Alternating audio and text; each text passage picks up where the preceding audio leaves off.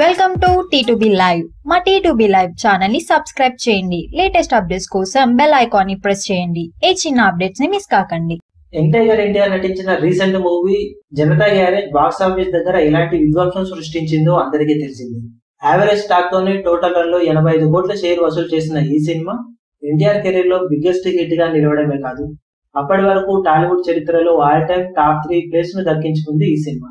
ఈ మధ్య కాలంలో టాలీవుడ్ టాప్ హీరోలు నటించిన చివరి 3 సినిమాలను గమనిస్తే ఎన్టీఆర్ లాస్ట్ 3 సినిమాల కలెక్షన్ 185 కోట్లు అవ్వగా, అల్లు అర్జున్ లాస్ట్ 3 సినిమాల కలెక్షన్లు 180 కోట్లు అయ్యాయట.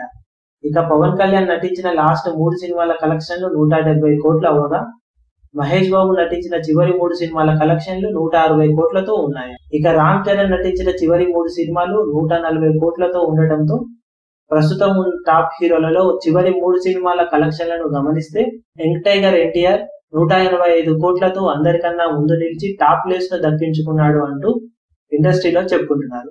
కాగా ప్రస్తుతం బాహుబలి 2తో కలెక్షన్ల లెక్కలు టోటల్ గా మారిపోవడంతో ఇక మీదట ఎలాంటి కలెక్షన్లు వస్తాయా అనేది అందరిలోనూ ఆసక్తిని రేపుతుంది. టాలీవుడ్ టాప్ హీరోలందరూ భారీ ప్రాజెక్టులతో ప్రేక్షకుల ముందుకు వస్తుండటంతో సినిమా కలెక్షన్లు భారీగా పెరిగే అవకాశం ఉందని ఇండస్ట్రీలో చెబుతున్నారు.